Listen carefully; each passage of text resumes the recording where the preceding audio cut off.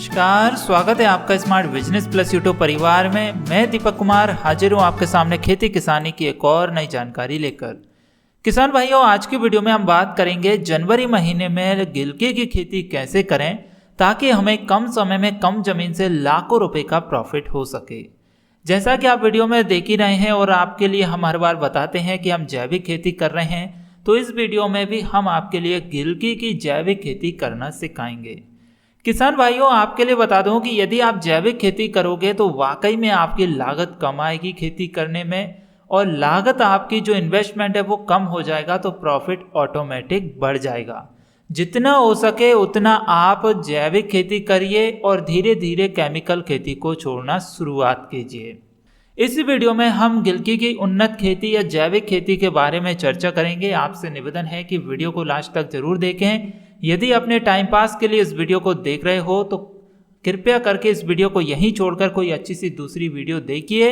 ये वीडियो उन भाइयों के लिए, उन मित्रों के लिए है, उन माताओं बहनों के लिए है जो वाकई में खेती में अपना कुछ अच्छा करना चाहते हैं जैविक तरीके से, या खेती को बिजनेस की तौर पर करना चाहते हैं। तो किसान भाइयों, आपके लिए बता दें कि जैसे कि आपने देखा ही है कि दिसंबर महीने में हमने गिलकी के बीजों को पॉलीथीन में लगा दिया था, जो कि जर्मिनेशन काफ़ी अच्छा हो गया था और पॉलीथीन में काफ़ी अच्छे हमारे वेल हो गए थे, और अब हमने उनको खेत में भी लगा दिया है। अब यदि दिसंबर महीने में आप पीछे रह गए हैं, चूक गए हैं और जनवरी में करना चाहते हैं तो आप बिल्कुल कर सकते हैं। सर्दी अब बहुत कम हो चुकी है तो आप खेत में डायरेक्ट भी जर्मिनेशन के लिए बीज को डाल देंगे तो भी आपकी फसल हो जाएगी। और यदि आप जल्दी बीज को जर्मिनेशन करवाना चाहते हैं तो उसका हम एक और तरीका बताएंगे।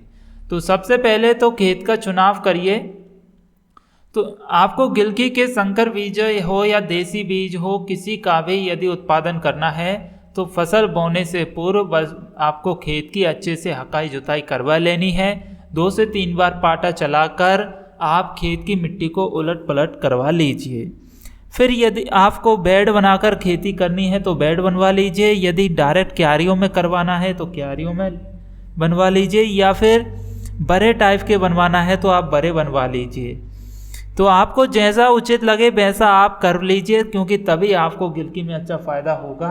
आप देख सकते हैं ये फ़िलहाल में हमारी ये पुरानी खेती है, लेकिन इसको हमने क्यारियाँ बनाकर डोली के पास में बीजों को लगाया था तो काफ़ी अच्छी फसल हमारी लहरा रही है।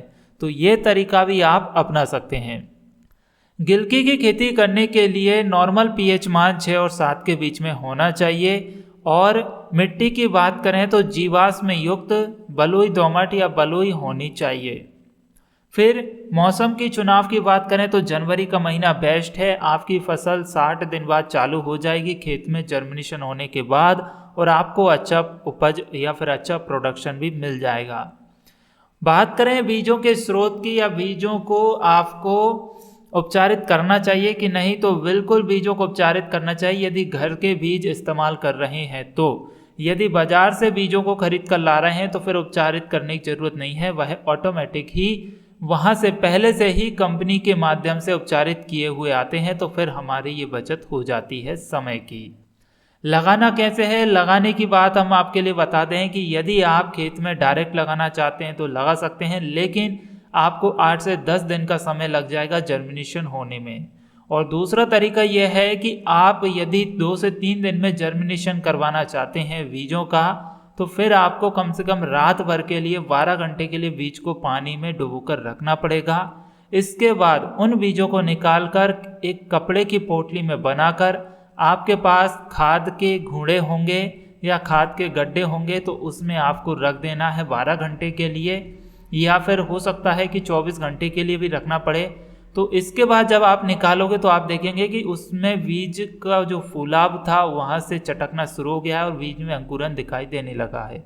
तब आप बीज को यदि खेत में डायरेक्ट रोप दोगे तो 24 से 36 घंटे में आपको खेत के बाहर जर्मिनेशन दिखाई देने लगेगा। अब जिन किसान भाइयों के पास घोड़े नहीं है या फिर गोबर के ढेल नहीं है तो फिर वह क्या करेंगे, एक कपड़े में अच्छे से पोटली बनाकर उसको चूल्हे के पीछे रख दीजिए या फिर गैस के नीचे रख दीजिए। बस उसमें आंच नहीं आना चाहिए, लेकिन गर्माहट आती रहना चाहिए। ये तरीका भी नहीं अपना सकते तो फिर आपको क्या करना है, एक 100 वाट का बल्ब लीजिए और एक पोटली बनाकर अंधेरे कमरे में रख कर और उसके पास में एक बल्ब जलाकर रख दीजिए पोटली के पास में। तो जैसे ही पोटली में गर्माहट पहुंचेगी तो बीज जर्मिनेशन होने के लिए तैयार हो जाएंगे। तो वहां पर भी आपको 24 से 36 घंटे में अंकुरन दिखाई देने लगेगा। तो किसान भाइयों, ये जो मैंने 3 तरीके आपको बताए हैं, इनमें आपको पूरे बीज को नहीं गलाना है, कम से कम 8 से 10 बीजों को गलाकर एक बार ये तरीका अपनाइए। यदि आपको लगता है वाकई में जर्मिनेशन हो रहा है, काम हमारा बन जाएगा, सक्सेसफुल हो जाएगा, तभी आप पूरे बीज को गलाएं। क्योंकि तरीके तो तीनों ही सही है, लेकिन हो सकता है कि आप कहीं ना कहीं मिस्टेक कर दें या बीज को सड़ा भी दें या ज़्यादा देर तक पानी में डला रहने दें। तो बीज को समय समय पर चेक भी करना जरूरी रहेगा, पता चले उसमें पानी भर गया तो भी हमारा बीज खराब हो सकता है। तो यदि आप अपने बीज को इन तरीकों से उपचारित कर रहे हैं या वो जर्मिनेट करवा रहे हैं तो आपको थोड़ा सा केयरफुल होना पड़ेगा बीज के प्रति। जो प्रक्रिया खेत में लगाने के बाद 10 से 12 दिन में जर्मिनेट करती है, वही प्रक्रिया 2 से 3 दिन में खेत आपके बीजों को जर्मिनेट कर देगी। तो इसमें आपको सावधानी बरतने की जरूरत है। इसीलिए बोल रहा हूँ कि कम से कम 8 से 10 बीजों का आप जर्मिनेशन करिए इन तीनों विधि से। आपको जो विधि सहूलियत लगे उसी विधि से फिर सारे बीज को आप जर्मिनेट करवा सकते हैं। जब बीज अच्छे से उग जाए या फुटाव हो जाए, अंकुरन चालू हो जाए, तो फिर खेत में लगा दीजिए। 2 से 3 दिन में आपका जमीन से बाहर बीज निकल जाएगा। बात करें खाद एवं उर्वरक की, तो खाद एवं उर्वरक की मात्रा मृदा की उर्वरता पर निर्भर करती है। सबसे पहले तो आप अपनी जमीन की मिट्टी का चेकअप करवाइए, जांच करवाइए। यदि मिट्टी को आप जांच करवा लेंगे तो आपको पता चल जाएगा आपकी ज़मीन के अंदर खेत में किस चीज़ की कमी है, किस पोषक तत्व की कमी है या माइक्रो न्यूट्रिएंट की कमी है। जो भी आपको लगता है कि जिसकी कमी है वही खाद दे दीजिए, तो फिर आपको एक्स्ट्रा खर्च या इन्वेस्टमेंट करने की ज़रूरत नहीं पड़ेगी। यदि आप मिट्टी की जांच नहीं करवा पा रहे हैं, यदि समय लग रहा है, तो फिर आप क्या करेंगे, 25 से 30 टन सड़ी गली गोबर की खाद प्रति हेक्टेयर की दर से खेत में मिला देना चाहिए। उसी में नाइट्रोजन, फास्फोरस एवं पोटास की मात्रा क्रम से 80-60 किलोग्राम प्रति हेक्टेयर मिलानी चाहिए। और जो किसान भाई जैविक खेती कर रहे हैं उनके लिए तो सिर्फ गोबर की खाद ही डालनी है, इसके बाद उनको कुछ नहीं डालना है। अब पोटास की ज़रूरत पड़ेगी, फास्फोरस की ज़रूरत पड़ेगी, तो उसके लिए मैंने आपको बता दिया कि आप सूखे केले के जो छिलके रहते हैं उनको सुखा लीजिए अच्छे से धूप में। जब 15-20 दिन में आराम से सूख जाएंगे फिर उनको पानी में गलाकर उसका स्प्रे करेंगे तो पोटेशियम और फास्फोरस की कमी दूर हो जाएगी। इसके अलावा जो बिल्व आते हैं, बिल्व पत्र जो सब्जी पर चढ़ाए जाते हैं, उनके फल लगते हैं बिल्व, उनको भी आप सड़ा गलाकर उससे भी पोटास बना सकते हैं। तो ये 2 जैविक विधियां हैं जो कि आपकी पोटास, फास्फोरस और नाइट्रोजन और नाइट्रोजन इन चारों की कमी को पूरा कर देगी। इस तरीके से आपको करना है। बात करें बीज की मात्रा की, तो आपके लिए 1 हेक्टेयर में लगभग 1 किलो बीज तो आराम से लग जाएगा संकर बीज, और नॉर्मल देसी बीज लेते हैं तो 1 से 1.5 किलो बीज आपका लगेगा। तो ये आपको तरीका या फिर बीज की क्वांटिटी लग जाएगी। बात करें बुआई की, तो बुआई आप देख सकते हैं हमने आपको दोनों तरीके बता दिए। पहले भी बताया था कि आप बेड़ बनाकर लगा रहे हैं तो बेड़ पर कर सकते हैं। यदि आप क्यारी बनाकर उसके डोलियों के किनारे करना चाहते हैं तो हमारा तरीका ये जो आप वीडियो में देख रहे हैं इस तरीके से लगा सकते हैं। तीसरा तरीका, आप बड़े बनाकर नालियों में भी लगा सकते हैं। तो तीनों विधियों में जिसमें आपको सहूलियत हो जाए, जिसमें आपका काम बन जाए, वो विधि आपके लिए अपनानी है। परेशान नहीं होना है कि आप कैसे करेंगे, क्या होगा क्या नहीं होगा, सब कुछ अच्छा होगा, जो भी होगा बहुत ही अच्छा होगा। बात करें अब इसके बाद निंदाई गुड़ाई की और सिंचाई की, तो निंदाई गुड़ाई आपको खरपतवार नाशी दवा का इस्तेमाल नहीं करना है यदि जैविक खेती कर रहे हैं। तो यदि रासायनिक खेती करते हैं तो आप किसी भी हर्बिसाइड खरपतवार नाशी दवा का स्प्रे कर सकते हैं, उससे खरपतवार नष्ट हो जाएगा। और जो किसान भाई जैविक खेती कर रहे हैं उनसे निवेदन है कि जैविक खेती में फिलहाल में कोई भी खरपतवार नाशी दवा उपलब्ध नहीं है, तो आप उसका इस्तेमाल ना करें, आप उसकी निंदाई गुड़ाई करवाइए, तो उसमें आपको फ़ायदा जरूर पहुंचेगा। यदि आप अपनी फसल को खरपतवारों से मुक्त रखेंगे तो आपकी फसल में रोग वायरस बहुत ही कम लगेंगे। यदि इसके अलावा भी लगते हैं तो फिर उसके ऊपर हम एक अलग से वीडियो बनाएंगे तो जिसमें आप अपने फसल को बचा सकते हैं। इसके बाद आपके लिए बात करें सिंचाई की, तो देखिए आप जनवरी महीने में कर रहे हैं, लगभग 10 से 12 दिन में सिंचाई करने की आवश्यकता पड़ेगी, क्योंकि मौसम में अभी भी नमी है और मौसम में नमी होने के कारण आपकी सिंचाई की टाइमिंग थोड़ी लंबी रहेगी। फिर इसके बाद जैसे जैसे गर्मियों का मौसम आता जाएगा वैसे वैसे आपकी सिंचाई की अवधि कम होती चली जाएगी। तो ये आपका सिंचाई का टाइम पीरियड रहेगा।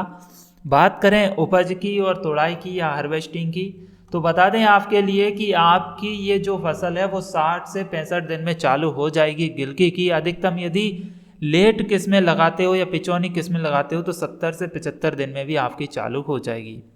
तो खेत में लगाने के बाद यदि 60 या 70 दिन में 2 महीने में भी आपकी फसल चालू हो जाती है तो कोई बुरी नहीं है, क्योंकि बहुत ही अच्छी इनकम हो जाती है गिलकी में। और लास्ट 3 से 4 सालों से गिलकी का भाव बिल्कुल भी डाउन नहीं गया है, मार्केट में बहुत ही अच्छे दामों पर बिक रही है। आज की डेट में भी गिलकी यदि आप मंडी में ले जाओगे तो 35 से 40 रुपये पर केजी बिक रही है। यदि आप 1 बीघा में लगा दोगे तो भी लाखों में इनकम होनी है, फिर एक एकड़ या हेक्टेयर में लगाओगे तो फिर तो आपके घर में चांदी चांदी बरसनी है। क्योंकि ये जो गिलकी है यह कम मेहनत की फसल है, कम इन्वेस्टमेंट की फसल है, लेकिन प्रॉफिट ज़्यादा दे देगी और लंबी अवधि तक चलने वाली फसल है। एक बार जब आपकी फसल चालू हो जाती है तो कंटिन्यू ये 4 महीने तो चलती है, 3 से 4 महीने तो अच्छी उपज आपको दे ही देगी। तो 3 से 4 महीने यदि चल जाती है तो फिर सोचिए आपके लिए भाव मिलेगा कि नहीं मिलेगा और किस तरीके से आपकी बिकनी है। और प्रोडक्शन भी काफ़ी अच्छा मिलता है, इसमें उम्मीद से कई गुना अच्छा प्रोडक्शन मिल जाता है। आपने वीडियो में भी देखा होगा कि हमारी गिलकी की साइज है वो काफ़ी अच्छी है। रही बात बीज की, तो बीज देखिए हम जो इस्तेमाल करते हैं वह प्रियंका और वीएनआर इन 2 कंपनियों का करते हैं। आप इसके अलावा भी और भी मार्केट में बहुत सारी कंपनी उपलब्ध है, उनका ले सकते हैं, लेकिन हमारे यहाँ पर वीएनआर और प्रियंका जो कैलिक्स कंपनी की आती है प्रियंका, इन दोनों ही कंपनियों के बीज की डिमांड ज़्यादा बनी रहती है, क्योंकि इसमें फल की क्वालिटी काफ़ी अच्छी रहती है, टेस्ट अच्छा रहता है, फल की साइज अच्छी रहती है और इसमें ज़्यादा सब्जियां लगती भी हैं। तो फल जब ज़्यादा लगेगा तो किसान भाई इसी का चुनाव करेगा, और इसमें वेल की साइज भी ज़्यादा नहीं फैलती अन्य किस्मों की अपेक्षा, तो इसलिए हमारे यहाँ पर ये ज़्यादा चर्चित है और हम इन्हीं का इस्तेमाल करते हैं। आप कौन सी किस्मों का चुनाव करते हैं हमें एक बार कमेंट जरूर करिए। तो इस तरीके से मेरे किसान भाइयों आप जनवरी महीने में गिलकी की खेती करके अपनी इनकम को बढ़ा सकते हैं, प्रोडक्शन को बढ़ा सकते हैं और अपनी इच्छाओं को पूरा कर सकते हैं। और एक बार फिर से कहना चाहूँगा कि यदि आप जैविक खेती करते हैं तो अपनी वाकई में लागत जो कॉस्ट आती है उसको कम कर लेंगे, फिर जो भी आपने लागत को कम किया है वह आपके प्रॉफिट में जुड़ेगी, तो फिर देखिए आपका प्रॉफिट कितना हो जाता है। और रासायनिक खेती में अब कुछ नहीं है, उससे ज़मीन की उर्वरा शक्ति ही नष्ट हो रही है, ज़मीन धीरे धीरे बंजर होती जा रही है और हमारा प्रोडक्शन कम होता हुआ जा रहा है। और जैविक खेती करोगे तो फिर से प्रोडक्शन बढ़ेगा, आपका मेहनत कम लगेगी, आपकी लागत कम आ जाएगी और वाकई में आप अपनी ज़मीन को बचा लोगे, सुरक्षित कर लोगे। तो उम्मीद करते हैं आपको वीडियो में दी गई जानकारी पसंद जरूर आई होगी। इसके अलावा कोई भी डाउट है, किसी तरह के सवाल हैं, खेती किसानी करने में कोई भी दिक्कत आ रही है तो आप कमेंट जरूर करिए, हम नेक्स्ट वीडियो में उसके जवाब देकर एक वीडियो जरूर बनाएंगे। और वीडियो पसंद आई है तो लाइक कीजिए, जितना हो सके उतना किसान भाइयों तक शेयर कीजिए ताकि वह भी जैविक खेती में कुछ अच्छा सीख सकें। और जो भाई बहन मित्र हमारे पहली बार इस वीडियो को देख रहे हैं, हमारे चैनल पर आए हैं, उनसे निवेदन है smart business plus YouTube channel को सब्सक्राइब जरूर करें, साथ में बेल आइकन प्रेस करें ताकि आपको इसी तरह की खेती किसानी की जानकारी मिल सके सबसे पहले। चलिए मिलते हैं अगले वीडियो में, तब तक के लिए नमस्कार, जय हिंद, जय भारत, वंदे मातरम, भारत माता की जय।